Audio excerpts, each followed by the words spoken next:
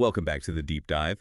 Today we are really getting into something fundamental in healthcare, acid-base balance. It sounds basic, maybe, but it's anything but. Right, this isn't just some abstract chemistry concept. We're talking about one of the body's most tightly controlled processes. It's absolutely essential for, well, pretty much everything to work correctly. We are talking about incredibly fine-tuned control. The whole goal, really, is maintaining arterial blood pH in this very narrow window, Yeah. between 7.35 and 7.45. And it all comes down to managing hydrogen ions, right? The H plus ions. Exactly, free hydrogen ions. And what's fascinating, and it tells you how crucial this is that H plus ions are the most tightly controlled substance in the entire body. Even tiny fluctuations can be devastating. And the scale itself is tricky, isn't it? That pH scale is logarithmic. So Yeah. small number changes mean huge chemical shifts. Precisely. It's a negative log scale, which can be counterintuitive. But think about this. If the pH drops just 0.1 units, say from a normal 7.4 down to 7.3. Which doesn't sound like much at all. No, it doesn't. But chemically, that means the concentration of free hydrogen ions in the blood has actually increased tenfold, 10 times more acid ions floating around. Wow, okay. And that causes chaos. Complete chaos. It messes up enzyme activity, hormone function. But the most immediate danger is to our electrically excitable tissues. Think nerves, muscles, and especially the heart. They start misfiring. So for our deep dive today, we're using acidosis, that state where the pH drops below 7.35, as our main example, our exemplar. That's the plan. If you can really understand how the body fights against acidosis, you basically understand the whole regulatory map for acid-base balance. Okay, let's start with the core chemistry then. We've got acids, bases, these things called buffers. Simple definitions first. Acids release hydrogen ions, H plus ion. Bases bind them up. Think of bases like little sponges for H plus ion. The most common base in the body is bicarbonate, HCO3. And the buffers, they're like shock absorbers. Kind of, yeah. They act as H plus sponges too, but they can react either as an acid or a base depending on what the fluid needs. They're constantly working to keep that pH between 7.35 and 7.45. But the most critical relationship, the absolute foundation, is between carbonic acid and bicarbonate. Ah, that famous 1:20 ratio. Yes. The body fluids are strictly maintained at a ratio of 1 molecule of carbonic acid, that's H2CO3 to 20, free bicarbonate ions, HCO3, always 1 to 20. It's like a chemical seesaw that has to stay balanced just so. Exactly. And think about what happens if that balance gets disturbed. If the acid side, carbonic acid, increases, or if the base side, bicarbonate, decreases. The ratio breaks, and the seesaw tips down into acidosis. Precisely. Now, the body has a clever way to manage that acid side, the carbonic acid. It uses something called the carbonic anhydrase equation. Okay. The key thing to grasp here is that CO2 concentration in the blood is directly related to H plus concentration. If one goes up, the other goes up equally. So the body links this dangerous acid buildup to CO2, which is a gas. Exactly. It converts the acid threat into carbonic acid, which can then split back into H plus and CO2. And because CO2 is a gas, we have an escape route. The lungs, we can breathe it out. Which leads us nicely into the body's defense systems. The source material mentions 3 lines of defense, right? Correct. And there's a really important trade-off here between how fast they work and how powerful they are. Okay, first line. First up, the chemical buffers. These are like the first responders. They're always present in the blood and tissues, bicarbonate, phosphate, proteins like hemoglobin. And they act instantly. Instantly. They grab or release H plus ions immediately. They act like sponges, just buying crucial seconds or minutes, but they can get overwhelmed. So they buy time for the second line, the respiratory system. Right. The lungs kick in within minutes. If H plus starts climbing, the brain's respiratory center detects the related rise in CO2. And triggers faster, deeper breathing. Yep, hyperventilation. The body literally tries to blow off that excess CO2. Getting rid of CO2 pulls the equation back, reducing the H plus concentration. It's a rapid response. How rapid are we talking in a real patient scenario? Minutes. It's the body's quick bailout mechanism, but, and this is important, the lungs can only do so much. They can only compensate so far, especially if the root problem is metabolic. So if the lungs can't keep up, we rely on the third line. The kidney system. This Right. is the powerhouse, the strongest defense. But it's slow. We're talking 24 to 48 hours to really get up to full speed. So if you see a patient in acute acidosis, you know their kidneys haven't had time to fix the pH yet. That's a key point. The kidneys have 3 main ways to fight acidosis long term.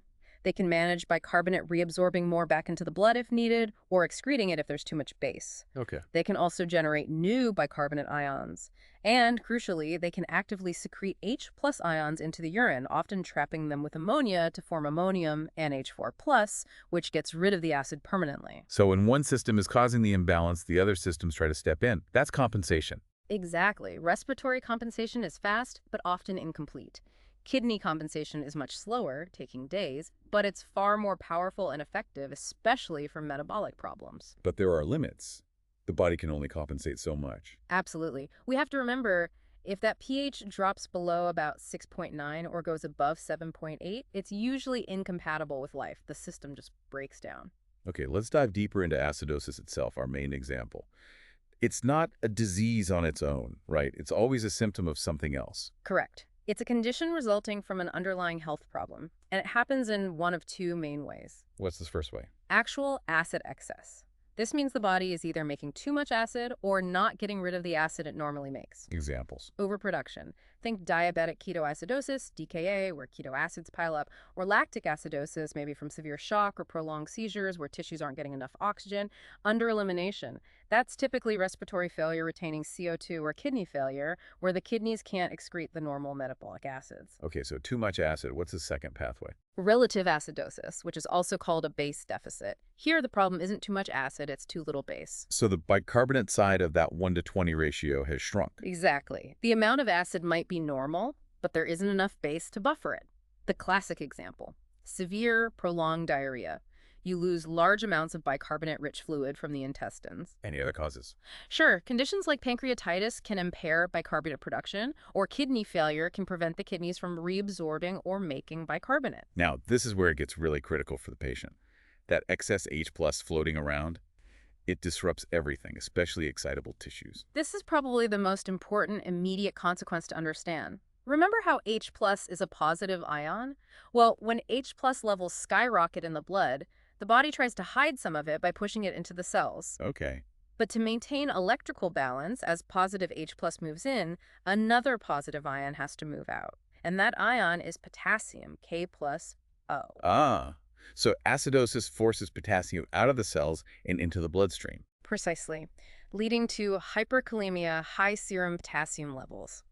It's a dangerous trade-off the body makes, trying to fix the deadly pH by creating a potentially deadly potassium imbalance. Which directly impacts the heart. Critically. That's why, as the source emphasizes, the critical rescue priority for any patient at risk for acidosis is always the cardiovascular system. Always assess that first, due to the risk of cardiac arrest from hyperkalemia. Okay, let's talk assessment then. We need to recognize the signs. What are those key features, those cues we should be looking for? Cardiovascular first. Early on, you might see the heart rate increase as the body tries to compensate. But as acidosis worsens and hyperkalemia takes hold, Things go downhill. yes, you start seeing bradycardia, a slow heart rate. ECG changes are classic. Tall, peaked T waves, a widened QRS complex, potentially heart blocks.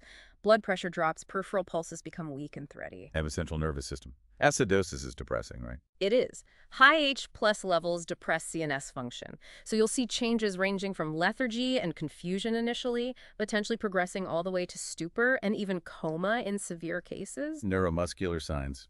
Also depressed. Generally, yes. Think hyperflexia, decreased reflexes, and skeletal muscle weakness. If the hyperkalemia gets severe enough, you can even see flaccid paralysis. Again, strongly linked to that potassium shift. Now, respiratory signs are interesting because they can differ depending on the type of acidosis. Huge clue here. If the patient has metabolic acidosis and their lungs are trying to compensate, They hyperventilate. right, they exhibit those classic Kussmaul respirations. Deep, rapid, almost gasping breaths. It looks like air hunger, but they're really trying to blow off CO2 to lower their acid level. But what if the problem is the lungs? What if it's respiratory acidosis? Then you see the opposite. The lungs can't get rid of CO2 effectively, so their breathing will be shallow, maybe rapid, but ineffective. They're retaining CO2 because of underlying lung disease or respiratory depression. Skin changes too. Can be a clue. In metabolic acidosis, you might see warm, flushed, dry skin due to vasodilation. But in respiratory acidosis, because of the poor gas exchange and likely hypoxia, the skin is more often pale or even cyanotic, and potentially cool and dry. Okay, so we have the clinical picture. Confirmation comes from the arterial blood gas, the ABG. Let's break down the expected values for metabolic acidosis. You're looking for three key things. pH below 7.35. The primary problem is the base deficit, so the bicarbonate HCO3 will be low, usually less than 21 MEQL. And importantly, the PaCO2 will either be normal or it might be low if the lungs have started compensating. And don't forget the potassium. Crucial. Serum potassium is often high in metabolic acidosis. And for respiratory acidosis, what's the hallmark? The hallmark is CO2 retention, so pH is low, below 7.35, but the driver is a high PaCO2, typically above 50 millimeter Hg. Because they aren't ventilating well, their PO2 oxygen level will also usually be low, less than 90 millimeter Hg. What about bicarbonate in respiratory acidosis? It depends if it's acute or chronic. In acute respiratory acidosis, the bicarb might still be normal because the kidneys haven't had time to compensate. But in chronic conditions, like severe COPD, the kidneys will have started retaining bicarbonate to buffer the acid, so the bicarb level might actually be elevated. Potassium is often elevated in acute respiratory acidosis too. Okay, so we've identified it. How do we manage it? What are the interventions? The absolute key for both types is that management focuses entirely on correcting the underlying cause. You don't just treat the pH number in isolation. Right, so for metabolic acidosis, what does that look like? It depends on the cause. If it's DKA, the priority is insulin therapy to stop ketone production, plus hydration. If it's diarrhea, you need antidiarrheal meds and fluid electrolyte replacement. What about giving bicarbonate intravenously? That's generally reserved only for very severe cases, usually when the pH drops below 7.2, because giving bicarb can have its own risks, like fluid overload or worsening intracellular acidosis. Continuous monitoring of the cardiovascular system and skeletal muscle status is vital during treatment. And for respiratory acidosis, the focus shifts to the lungs. Entirely. The goal is to improve ventilation and gas exchange, not just manipulate the pH directly.